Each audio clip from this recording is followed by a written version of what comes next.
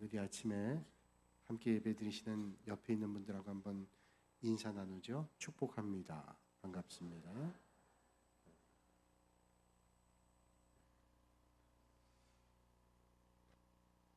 오늘은 요한계시록의 7교회 가운데 네 번째 교회 두아디라 교회에 대한 말씀입니다. 이 두아디라라고 하는 도시는 그 행정도시, 로마가 소아시아를 다스리기 위해서 세웠던 행정도시 버가모라고 하는 도시, 지난주일날 배웠죠. 이 버가모라는 도시에서 남동쪽으로 한 60km 떨어져 있는 그런 지역이 바로 두아디라라고 하는 도시입니다. 이 두아디라라고 하는 도시는 이 버가모라고 하는 도시하고는 뗄래야 뗄 수 없는 관계가 있어요. 버가모는 소아시아의 행정도시인데 이 버가모를 호위하기 위해서 만든 군사적인 도시가 바로 두아디라라고 하는 도시입니다. 이 버가모가 소아시아 지역을 전부 총괄하고 로마의 지시를 전달하고 이런 것들을 하기 위해서 세웠던 행정도시인데 이 도시를 방어하기 위해서 만들었던 도시가 바로 두아디라라고 하는 도시죠. 이 두아디라는 도시는 원래 군사적인 목적으로 버가모의 위성도시로 세웠던 겁니다. 처음에는 로마의 군사들이 주둔하고 있는데 로마의 군사들이 주둔하고 있으면 필요한 것들이 있죠. 먹어야 되고 또 살아야 되고 그러니까 경제적인 활동이 필요하게 됐습니다. 그러다 보니까 그 일에 수반된 사람들이 모여오게 되고 또 버가모라는 행정도시를 내륙을 거쳐 들어오는 사람들이 이 위성도시였던 두아디라라고 하는 도시를 거치지 않고는 들어갈 수가 없는 거예요. 당연히 많은 사람들이 몰려들기 때문에 문물이 소통이 되는 그런 지역이 되고 그래서 상업이 발전하게 됐는데 상업이 발전하면서 많은 사람들이 몰려오게 되고 상업이 발전하게 됐습니다. 그래서 이 두아디라에 출토된 비문을 보면 이 두아디라의 협동조합이 일찍 생겼다 그래요.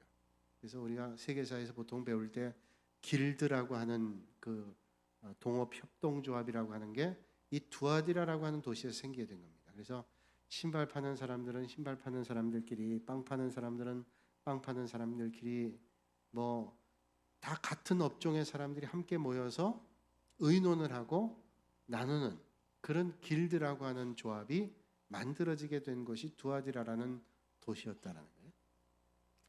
근데 문제는 그 당시에 길드라고 하는 협동조합이 그 하는 일들을 위해서 섬기는 신들이 다 있었습니다. 말하자면 그 일들을 지키는 수호신이라 그럴까요? 그런 신들을 섬겼는데 그 길드라고 하는 협동조합에 참석하게 되면 자연스럽게 이 수호신을 섬기게 되는 거예요. 근데 이 수호신이 바알을 섬기고 우상을 섬기고 우상의 신전에서 행음하는 그런 일들을 자연스럽게 접하게 되는 겁니다. 자, 이런 도시적 문화 가운데 교회가 하나 세워지게 됐는데 이 교회를 우리는 두아디라 교회라 그렇게 말하고 있습니다. 이 두아디라라는 도시에 교회가 생겼다. 이 두아디라 교회는 영적으로 웬만한 각오가 없이는 믿음의 생활을 잘하기가 어려운 곳이 두아디라 교회라고 하는 것이죠. 우리가 소아시아 교회 하나님의 말씀을 전할 때 예수님에 대한 명칭들을 얘기하는데 오늘 18절에 예수님을 이렇게 말씀하고 있습니다. 그 눈이 불꽃 같고 그 발이 빛낮 주석 같은 하나님의 아들이 이르시되 그냥 예수 그리스도라 말씀하지 않고 두 눈이 불꽃 같아요. 그리고 그 발은 빛난 주석과 같은 그분이 말씀하신다 이렇게 말씀하고 있어요. 여기 두 눈이 불꽃 같다라고 하는 것은 우리가 흔히 기도할 때 주님께서 불꽃같이 감찰하시고 우리를 돌보신다 이렇게 기도할 때 있죠. 불꽃 같다는 것은 예수님의 전지하심과 통찰력을 말씀합니다. 전지하다는 건 뭐예요? 하나님께서 모든 것을 알고 계신다. 주님께서 모든 것을 알고 계신다. 그러니까 불꽃 같은 눈을 가지고 계신 모든 것을 알고 계시고 통찰력이 있으신 주님께서 지금 말씀하시는 거예요. 또 빛난 주석과 같은 발이라고 말씀하셨어요. 여러분 금속을 태우면 빛이 납니다. 타면서 빛이 나는데 그래서 그 불순한 것들 더러운 것들이 다 타버리게 되죠.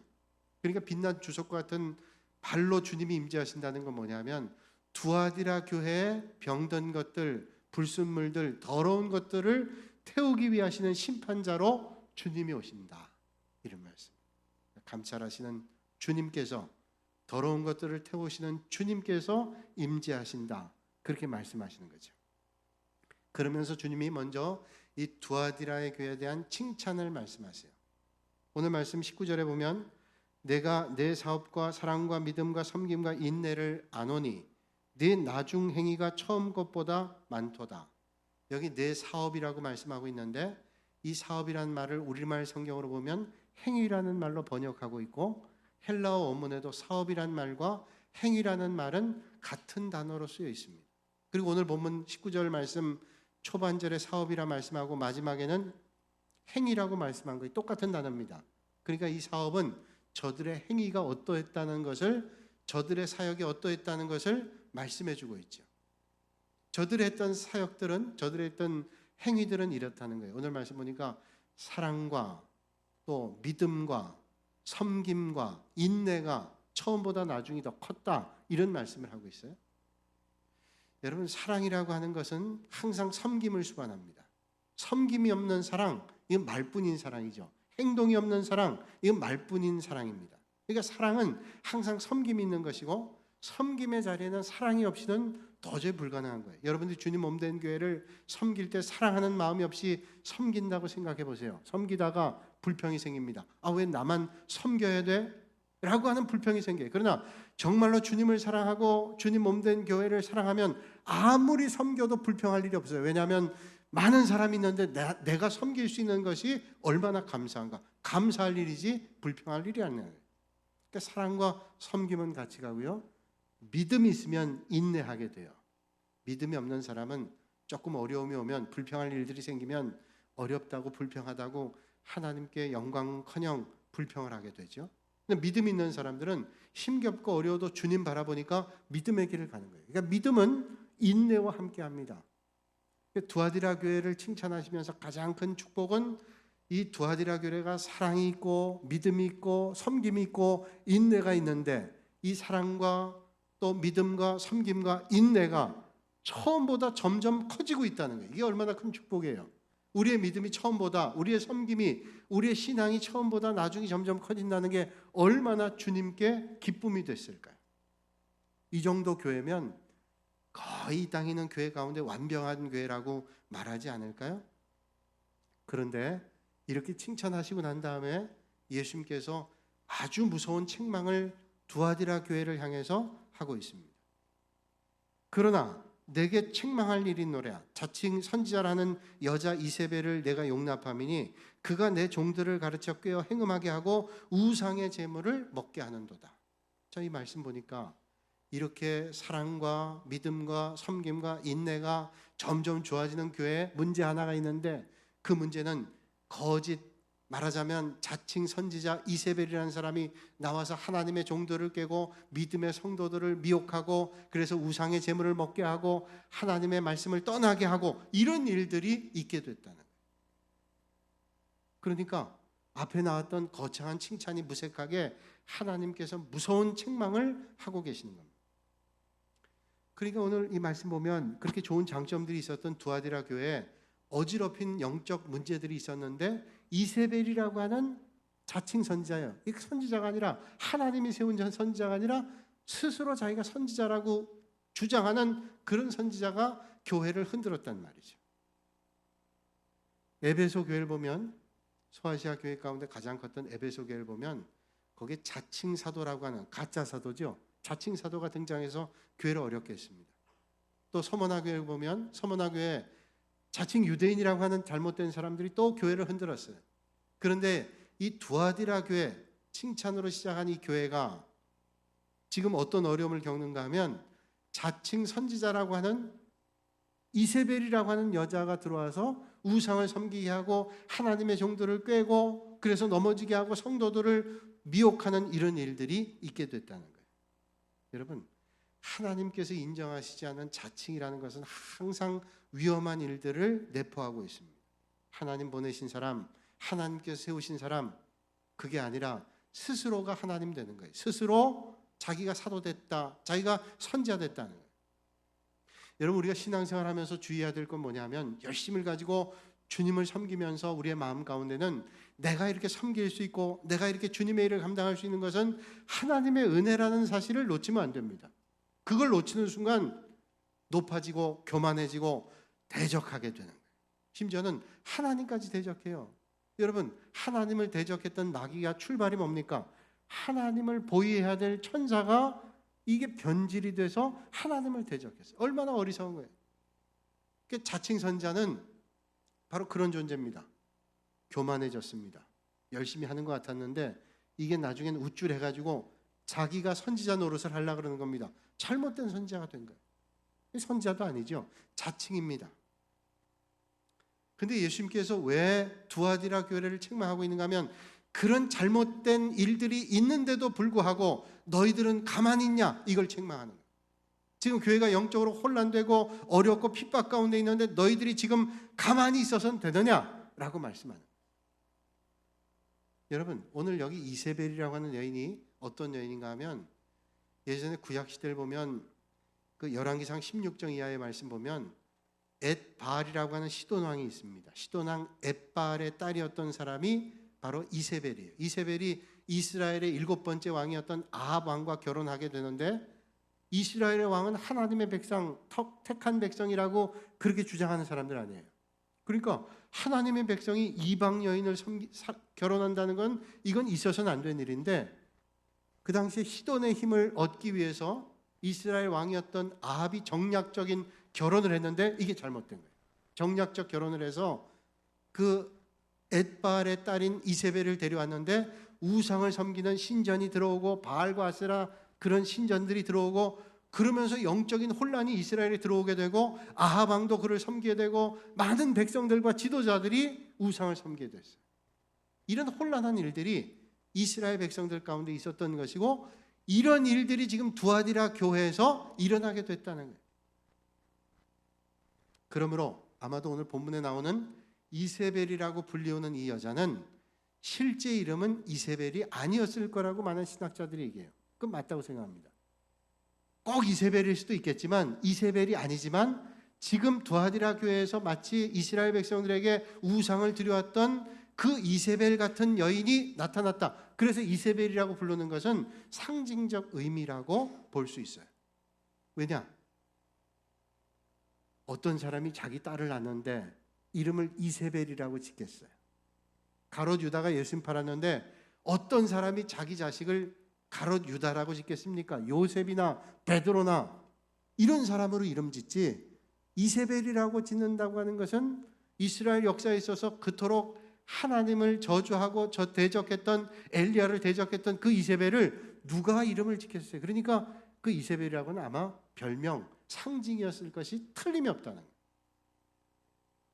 그럼 이 이세벨이 어떻게 두아디라 교회를 병들게 하고 혼란스럽게 했을까요? 우리가 이렇게 한번 생각해 보면 돼요. 이 두아디라는 처음엔 군사도시로 시작이 됐지만 사람들이 많이 모여들면서 상업도시가 됐어요. 또 거기 물이 좋기 때문에 예전에는 그 물 관리라는 게 너무 중요했는데, 물이 많은 지역이니까 사람들이 모여 살기에 아주 좋았습니다. 상업이 발전하다 보니까 장사하는 사람들, 사업하는 사람들, 거래하는 사람들이 많았는데, 장사나 사업이나 거래하는 사람들은 관계가 중요합니다. 관계. 그래서 되도록이면 모난 행동을 하면 안 되잖아요. 타협하고 조종하고, 이게 좋은 의미에서는 상당히 좋은데 영적인 부분에서는 이게 참 위험스러운 일이에요. 그런데 그런 문화 속에 살다 보니까 타협하고 조종하고 이런 일들 하다 보니까 영적인 부분에도 이런 마음들이 있었단 말이에요. 그냥 부딪히면 뭐하나 라고 하는 타협의 마음들이 들어오게 됐다는 거예요. 그런 처세술에 익숙해 있는 두아디라 사람들을 향해서, 두아디라 교인들도 마찬가지로 거기에서 사업을 하고 상업을 하는 사람들이니까 이런 곤란한 마음들이 있었단 말이에요. 저 사람들 내칠 수도 없고 바알을 섬기고 우상을 섬기는데 이거 거래를 안 할 수도 없고, 이런 고민이 있었다. 그때 교인들에게 자칭 선지자라고 하는 이세벨이 와서 얘기하는 겁니다. 아유, 걱정하지 말라고, 뭐 바알을 좀 섬긴다고 잘못되냐? 우리 하나님을 섬기잖아. 하나님을 섬기면서 바알에게 잠깐 절하고 우상의 제물 먹는다고 이게 뭐가 잘못되냐고 그렇게 미혹하는 거예요. 아마 그렇게 사는 게 더 잘 사는 거예요. 그러면 너희들 어려움 당하지 않고 더 잘 살아 라고 이렇게 미혹하는 거죠. 그렇게 해서 성도들로 하여금 우상의 제물을 먹게 하고 우상의 제단에 절하게 하고 심지어는 그 바알 신전에 있는 내춘하는 여 사제들과 함께 음행을 하고 이런 일들을 하면서 뭐 너나 나나 다 한다 이런 마음을 하면서 그저 영적인 일들에 대해서 무감각한 삶을 살게 됐단 말이죠. 하나님께서 예수님 통해서 말씀하시는 거예요. 너희들이 그런 잘못된 이세벨을 막지 않는다. 이거에 대해서 주님께서 진노하시는 겁니다.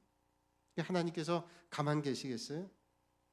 지금 두아디라 교회 옛날에 아하방의 부인 같은 이세벨이 활동하고 영적으로 혼란시키고 믿음의 성도들을 실족하게 하는데 너희들이 지금 가만히 있느냐? 제2 이사벨 같은 이런 여자가 있는데 너희들은 영적으로 그렇게 무뎌 있느냐라고 책망하시는 거예요. 그러면 어떻게 이런 이세벨 바알 종교가 교회 안에 침투할 수 있고 어떻게 성도들이 용납할 수 있었을까요? 문화와 아주 밀접한 관계가 있었다 그러죠. 이 두아디라에는 두 개의 산업이 아주 활성화되는데 하나는 염색 세공업입니다. 염색하는 거. 또 하나는 구리 세공입니다. 이 염색이 거긴 물이 많고 물이 좋기 때문에 염색하는데 많은 사용되는 물들이나 염색 기술들이 발전을 했어요. 여러분 지금 이 두아디라 교회는 터키에 있는 것이지만 조금 위에 드로아에서 바울이 환상 가운데 마게도냐 사람 환상을 보고 지금 말하면 그리스에 터키에서 그리스로 넘어가서 그리스 북쪽의 마게도냐, 데살로니가, 빌립보 지역에서 복음을 전하는데 빌립보 성에 루디아라고 하는 자주색 옷감 장사를 만나서 도움을 받았던 거 우리가 말씀을 통해서 기억하죠. 이 루디아라고 하는 여인의 고향이 어디냐면 바로 두아디라예요. 두아디라는 옛날부터 이 염색공업이 발전했습니다. 그러니까 이 루디아라고 하는 여인이 여기서 잘 배우고 공급받아서 이 빌립보라는 데 가서 장사를 해서 큰 부자가 됐어요. 이런 그 염색공업이 발전한 도시에서 그렇게 활정했는데 이 일들도 마찬가지 길드와 같은 협동조합을 구성해서 이 길드에서 함께 의논하고 기술도 발전하고 이러면서 자기들이 섬기는 수호신을 섬기고 수호신 섬기고 함께 교제하고 나중엔 바알신당 가서 제사하고 음행하고 이런 일들을 계속했단 말이에요. 그런데 그 가운데 세상 사람만 있는 게 아니라 믿음의 성도들도 그 문화 속에 살다 보니까 어쩔 수 없이 라고 하면서 그 일들을 하는 거예요. 마음 편치 않겠죠. 마음속에 괴로웠을 거예요.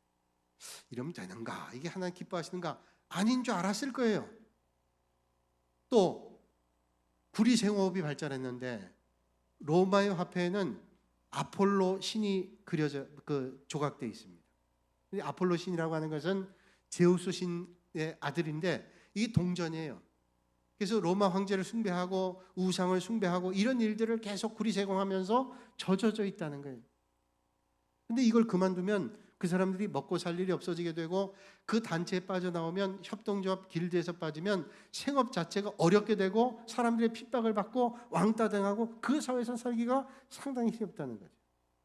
그러니까 이런 도시 분위기 속에서 두아디라 교인들, 두아디라 사람들이 아니라 두아디라 교인들이 갈등과 고민이 있을 수밖에 없었어요. 만약 조합을 탈퇴하면 직장을 잃고 생계를 잃어버릴 수도 있습니다. 반대로 생업을 유지하기 위해서 그 일들을 계속한다면 하나님이 기뻐하시지 않은 영적인 오염들이 계속될 거예요. 근데 이사벨이라는 여인이 나타나더니 자칭 선지자라고 하면서 그 일들은 아무 걱정이 없다고, 하나님이 그렇게 이해를 못하시는 분이냐고, 그리고 우리가 하나님을 안 믿는 것도 아니고 우리가 바알과 아세라에게 신전에 우상에 섬기면서 그리고 이런 일들을 하면서 그러면서 하나님 앞에 더 드리고 하면 되지 않냐 이러면서 미혹을 하는 거예요. 그러니까 두아디라 성도들의 마음 가운데는 솔깃하는 겁니다. 마음의 위로가 돼요. 그렇지, 우리가 하나님 믿지? 그러면서 뭐 이런다고 하나님께서 우리에게 뭐 얼마나 벌을 주시겠어? 그 이해 못하시는 하나님이시겠어? 라고 하면서 점점 믿음의 길을 떠나서 우상을 섬기고 하나님으로부터 멀어지는 사람들이 생겨나게 됐다는 거예요. 이게 바로 두아디라 교회의 형편이었어요. 두아디라 교회는 어떤 교회였어요? 아까 말씀 보니까 너희들의 행위를 보니까 너희들은 사랑이 있고 믿음이 있고 섬김이 있고 인내가 점점 좋아졌다. 얼마나 좋아지고 있을 때였어요. 그런데 이 도시의 문화 속에서 점점 빠져들면서 믿음의 성도들이 이세벨이라는 영적, 말하자면 타락한 영혼이 들어와서 영적 오염을 시키는 거예요.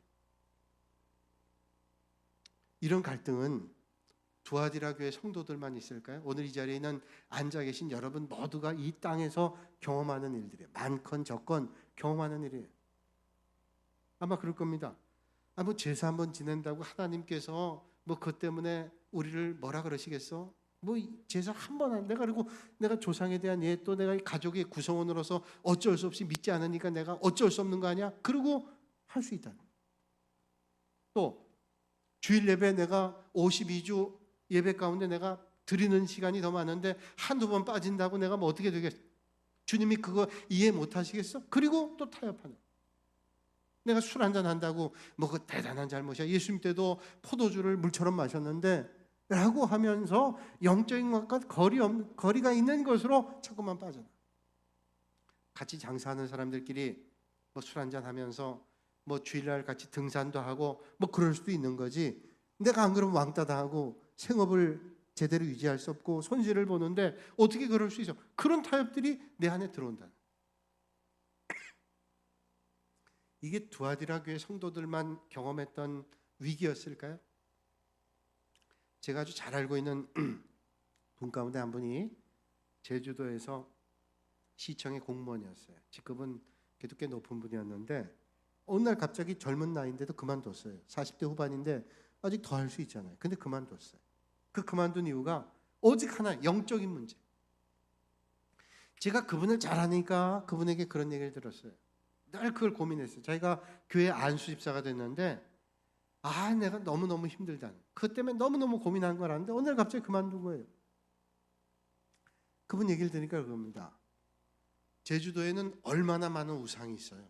우상 많습니다. 어떤 마을에는 뱀을 섬기는 마을도 있어요. 토산이라는 데는 남제주시 오른쪽에 남원 옆에 그 토산이라는 데는 거긴 뱀을 섬겨요. 그래서 시집갈 때 옛날에는 뱀단지를 가져갔다는 얘기도 들었어요. 뱀을 하나님으로 섬기는, 뭐 우상을 많이 섬기는데 마을마다 섬기는 신들이 있는 겁니다. 그 제주시 자체가 우상을 많이 섬기는 그런 문화니까 제주시에는 마을 제사를, 마을 신들을 섬기는 일들을 서포트하는 그런 부서가 있대요. 그 부서를 맡았는데 너무 힘든 거예요. 그냥 그 마을 제사 있는 데마다 쫓아가서 같이 제사를 드려야 되고, 이게 안수집사가 해서는 안 될 일인데 내가 이거 직업 때문에 너무 힘든 겁니다. 그럴 수 있어요. 직업이니까 뭐 어떡하겠어 할 수 있는데 이분이 이런 영적 고민이 있었다. 그만뒀어요. 여러분의 삶의 자리에도 그런 고민들이 있어요. 내가 믿음의 길을 걸으면서 이건 별로 하나님 안 기뻐하시는데 이건 기뻐하시는데 우리가 알잖아요. 영적인 존재니까 깨닫잖아요. 그런데 그냥 무디게 하는 겁니다. 분별 안 하는 겁니다. 그냥 내가 편한 대로 넘어가려고 할 때가 있는 거예요. 그런 상태 이세벨이 딱 와가지고 괜찮다고, 하나님 그거 이해 못하냐고 그러면서 하니까 이 사람들이 마음이 흡족했어요. 우리가 직장 생활하고 친구를 사귀면서 하나님께서 우리에게 요구하시는 것과 세상이 요청하는 것과의 갈등이 있을 때 있어요. 두아디라 교회 이세벨이 했던 말들이 우리 귀에 들릴 때가 있습니다. 요즘에 누가 그렇게 고지식하게 신앙생활하나? 괜찮지? 다 그렇게 하는데, 그러면서 영적 감각을 무디게 하는 겁니다. 하나님이 기뻐하시는 것보다 그저 내가 기쁘고 편한 것으로 넘어가게 된다면 오늘 우리의 신앙의 자리에 이세벨을 그냥 넘어가는 거예요. 두아디라 교회 성도들이 그렇게 이중적이었어요. 하나님 앞에 예배드릴 땐 아멘 했는데 세상에 나가서는 아멘 같은 삶을 살질 않았어요. 그게 내가 부족하고 연약해서가 아니라 그럴 마음이 아예 없었다는데 문제가 있는 거예요. 예배 시간은 건건하게 예배 드리는 것 같은데 세상에 나가서 하는 모습을 보면 전혀 믿음의 사람의 삶의 모습이 아니라는 거예요. 아예 애시당초 믿음 생활할 때 그렇게 살만한 결단도 없었다는 거예요. 여러분, 오늘도 하나님으로부터 멀어지게 하는 마귀가 즐겨 쓰는 방법 두 가지가 있습니다. 하나는 핍박하는 거예요. 예수 믿으면 핍박하는 겁니다. 못 견디게 하는 겁니다. 그래서 환난과 고통이 오게 하는 겁니다. 그래서 많은 사람들이 넘어져서 믿음을 버리고 세상으로 나갑니다. 그땐 마귀밥이 되는 거예요. 또 하나의 방법은 마귀가 유혹하는 거예요. 예수님 믿어, 예배 나가, 섬겨, 봉사해. 그런데 한 번만 세상에 나와라. 그리고 미끼를 던지는 겁니다. 예수 믿어, 그러다 우리도 먹고 살아야 되지 않아. 그리고 미혹하는 거예요. 많은 사람이 여기 넘어져요. 예수 믿어, 그러나 한 번은 빠져도 돼. 너무 고지식하게 믿는 거 아니야? 그리고 세상으로 유혹합니다. 얼마나 많은 사람이 대마처럼 세상으로 빠져나갔어. 그래서 요즘에 주일날 교회 나가지만 세상에 나가서 사주 카페 가서 열심히 또 사주 보는 분들이 있대요. 그거 절대로 쓸데없는 일이에요. 예수 믿는 사람은 인생이 바뀌어요. 사주로 사는 게 아니라 하나님의 말씀으로 인생이 바뀌는 인생이에요. 오늘 우리는 죽을 수밖에 없는 인생인데 예수 그리스도를 만나서 영원히 사는 인생으로 바뀌었잖아요. 그런데 사주가 무슨 말이에요? 예수 믿는다 그러면서도 아직도 하나님과 우상을 섬기는 사람이 있습니다. 그러면서 먹고 살기 위해서. 그런 걸 주님 책망하는 거예요. 너희는 이세벨 같은 그런 악한 영이 들어와 있는데 아직도 그 영적인 분별을 하지 못하고 거기에 끌려가고 오염되고 그래서 하나님의 교회를 망가뜨리고 영적으로 회파되는 그런 삶을 사냐라고 말씀하십니다.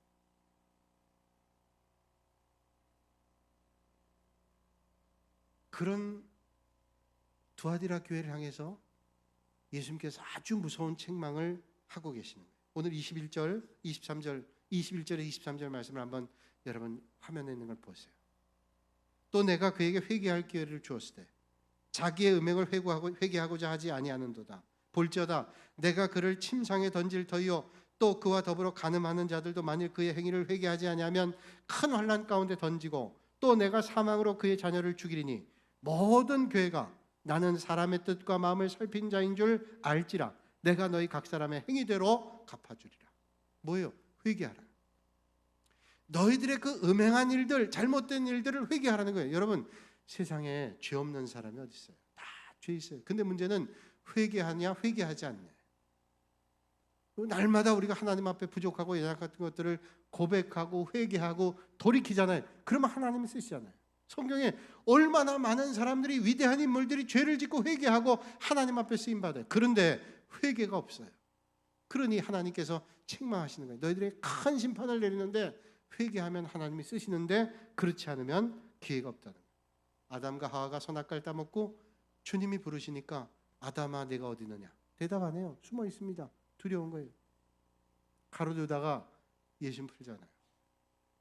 그러면서 얼마나 두려웠겠어요? 성만찬할 때 너희들 가운데 하나가 나를 판다 그런데 다 나는 아니죠. 아니죠. 결국 팔았어요. 가로주다가 팔고는 어떻게 했습니까? 죽었어요. 자살했어요. 베드로가 나는 절대로 주님 부인하지 않습니다. 다 버린다 할지라도 절대로 주님 부인하지 않습니다. 3번이나 주님을 부인했어요. 난 모른다고. 또 맹세까지 하고 심지어는 주님을 저주하면서까지, 세 번째는 저주하면서까지 부인을 했어요. 누가 더 나빠요? 베드로가 나쁜 거나 가로주다가 나쁜 거나 똑같이 나빠요. 그런데 가로주다는 목매 죽었고요. 베드로는 참회하고 삶을 바꿨어요. 가로주다는 자기 죄는 그냥 자기가 책임지겠다 그러고 그냥 죽고 말았어요. 하나님과 관계 상관없어요. 그래서 가로주다가 용서를 받지 못했어요. 베드로, 너 나를 버리지 않는다고 다 버려도, 그런데 그가 회개하고 하나님 앞에 하늘의 별처럼 쓰임받게 되고 그가 마지막 순교의 순간까지 하나님의 역사를 위해서 썼잖아요. 그런데 이 두아디라 교회를 향해서 주님이 심판하시는 걸 들어보세요. 얼마나 무서운 심판이에요. 오늘 심판 말씀하시는데 침상에 던지겠다는 거예요. 침상에 던지겠다는 뭐예요? 영원히 병석을 떠나지 못하는 거예요. 평생을 병석에서 있게 됐다. 이게 얼마나 무서운 심판이에요. 하나님의 말씀을 떠나서 결국 죄악의 길을 떠나지 않아서 평생을 병석에 있게 된다는 거예요. 또 하나는 뭡니까? 그를 따르는 사람들 결국은 환난 가운데 던져버리겠다. 환난이 끝나지 않는 겁니다. 계속 고통과 곤고와 괴로움들이 끊이지 않는 거예요. 거기까지는 괜찮아요. 그런데 그의 자녀를 죽이겠대. 여러분, 이런 저주가 어디 있어요? 하나님의 말씀을 떠나니까 이런 심판이 온다는 거예요. 그러면 어떻게 해야 될까요? 오늘 주님 말씀하시기를 여기서 이기는 사람에게 하나님께서 상급을 주시는데 어떤 상급을 주시는가 하면 하나님께서 이 세상을 통치하는 권세를 주신다. 헬라말로 얘기하면 엑수시아라고 하는 건데 이 세상을 통치하는 권한을 줄 것이고 또 하나는 새벽별을 주시겠다 말씀해요. 그걸 새벽별과 통치권을 받기 위해서 굳게 붙잡으라고 하는데 그 굳게 붙잡는 게 뭐냐? 복음과 진리를 굳게 붙잡아야 돼요. 여러분, 통치권은 세상을 지배할 수 있는 능력이 하나님께서 앞길을 축복해 주시겠다는 거죠. 또 새벽별이라는 건 뭐예요? 요한계시록 22장 16절 보면 나는 다윗의 뿌리요 자손이니 곧 광명한 새벽별이라. 새벽별은 예수님이에요. 예수님께서 새벽별을 주시겠다는 말은 뭐예요? 나를 주시겠다는 거예요. 주님이 자신을 주시겠다는 건 뭐예요? 구원해 주시겠다고 하는 것이고 임마누엘로 함께 하시겠다는 것을 말씀해 주시는 거예요. 여러분, 하나님이 주시는 복음과 진리를 지키고 살아가면 이 세상을 다스릴 수 있는 권세를 주시고 하나님께서 이 세상에서 영원토록 함께 하시는 임마누엘의 축복을 함께 해주시는 줄로 믿으시길 바랍니다. 여러분, 세상에 권세와 명예와 물질이 있다 할지라도 주님과 먼 인생을 살면 그건 축복이 아니에요. 그런데 우리가 이 세상 살아갈 때 주님과 함께 임마누엘을 함께 한다면 얼마나 큰 축복이겠어요. 오늘 이 말씀 보면서 우리는 깨달아야 됩니다. 두아디라 교회는 우리가 보통 두아디라 교회 그러면 어떤 교회? 두아디라 교회는 처음보다 나중이기 좋은 교회 그렇게 생각해요. 제가 신학교 다닐 때 두아디라 교회 그 뉘앙스가 좋아지리라 그렇게 해서 외웠어요. 에서버도 사빌라 7교회 외울 때 두아디라 점점 좋아지는 교회. 에베소 교회는 처음 사랑을 잃어버린 교회. 다 특징이 있잖아요. 두아디라 교회는 점점 좋아지는 교회였는데 처음에는 잘 나가는 교회였는데 처음 잘 나갔어요. 사랑하는 생활했고 믿음 생활했고 섬기는 생활했고 인내하는 생활했고 칭찬을 받았어요. 그런데 이렇게 잘 나가서 고지가 바로 저 앞입니다. 하나님 앞에 칭찬받는 하나님의 나라를 이루는 교회가 돼가고 있었어요. 그런데 마귀가 원하지 않았어요. 마귀가 침투해 들어옵니다. 이세벨로 가장해서 마귀가 들어와서 교회를 흔듭니다. 교회를 무너뜨립니다. 우상을 섬기게 합니다. 하나님으로부터 멀어지게 합니다. 그래서 결국은 세상에 타협하고 세상으로 빠져지게 된 거예요. 그럼 우리도 두아디라 교회 같은 세상에서 살아가는데 어떻게 하면 세상을 이길 수 있을까요? 우리의 힘과 능력으로 세상을 이길 수 있을까요? 아니요. 베드로전서 5장 8절에 말씀합니다. 근신하라, 깨어라. 너희 대적 마귀가 우는 사자같이 두루다니며 삼킬 자를 찾나니.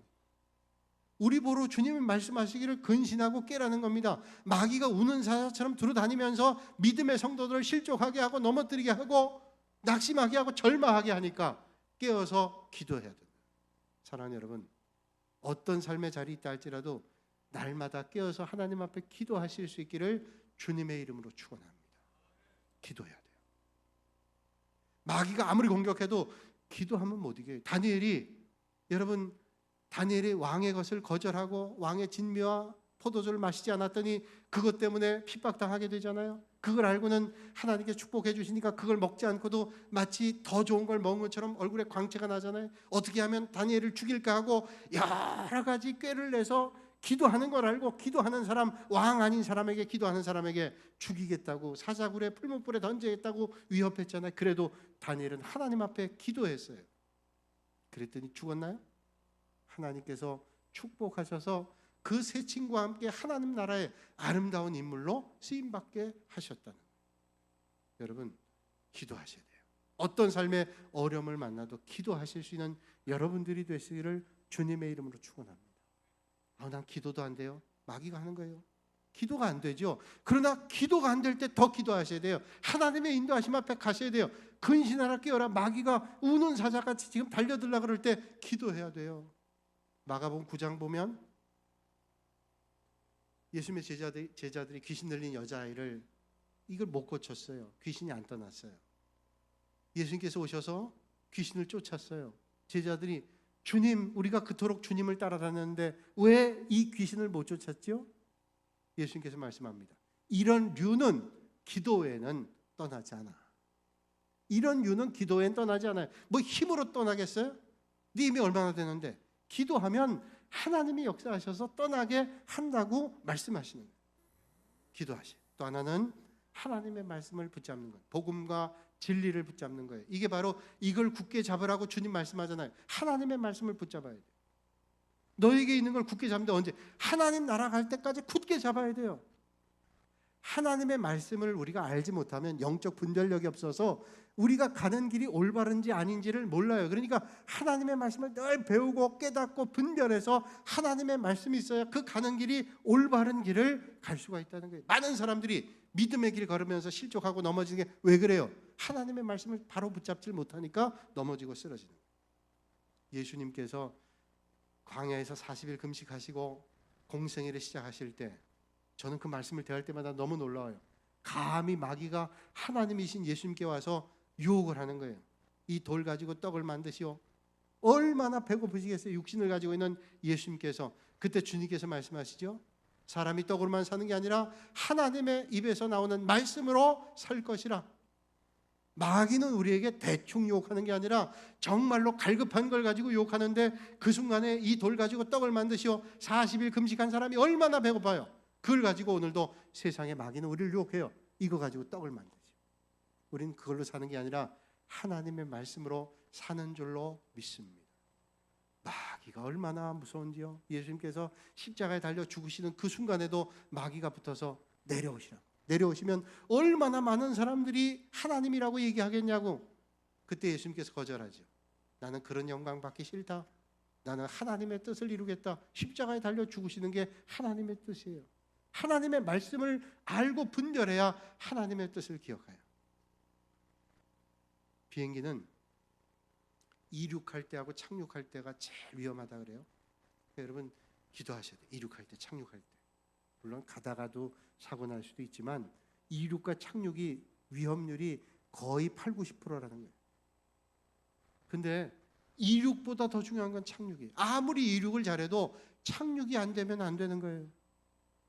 출발이 중요해요. 그러나 도착이 더 중요해요. 우리 인생이 출발과 과정도 중요해요. 그러나 우리 인생의 마지막에 마무리하는 착륙은 너무너무 중요합니다. 인생이 비록 처음에는 내가 가난하고 초라하고 배운 게 없게 그렇게 산다 할지라도 하나님께서 은혜 주셔서 살아갈 수 있고 마지막 인생이 믿음 안에서 잘 살다가 주님 품에 갈 수 있다면 그건 축복이에요. 저는 여러분들이 여러분의 삶의 과정을 잘 마치고 마지막 착륙하는 그 순간 하나님 앞에 큰 상급받는 인생이 되시기를 주님의 이름으로 축복합니다. 우리의 신앙은 시작도 좋아요. 과정도 좋아요. 그러나 정말로 중요한 건 끝이에요. 마지막까지. 두아디라 교회 이제 고지가 얼마 안 남았어요. 조금만 더 가면 아주 좋은 교회가 될 수 있었어요. 마귀가 흔들어요. 오늘 우리가 믿음의 길 걸어갈 때 끝까지 가는 거예요. 하나님 바라보는 믿음의 길을 경주하면서 하나님 기뻐하시는 믿음의 길에서 승리하시는 저와 여러분들이 되시기를 주님의 이름으로 축원합니다. 거룩하신 아버지 하나님, 오늘 우리는 믿음의 길 걸어갑니다. 어떤 때는 세상의 여러 가지 위협들이 유혹들이 우리를 넘어뜨리려고 하지만 두아디라 교회 이세벨을 경계하라고 했던 하나님의 말씀처럼 하나님 말씀에 든든하게 서서 현혹되거나 미혹되지 않고 하나님의 말씀 가운데 든든하게 서서 하나님의 역사를 이루는 교회와 성도들이 되게 하여 주시옵소서. 예수님의 이름으로 기도하옵나이다.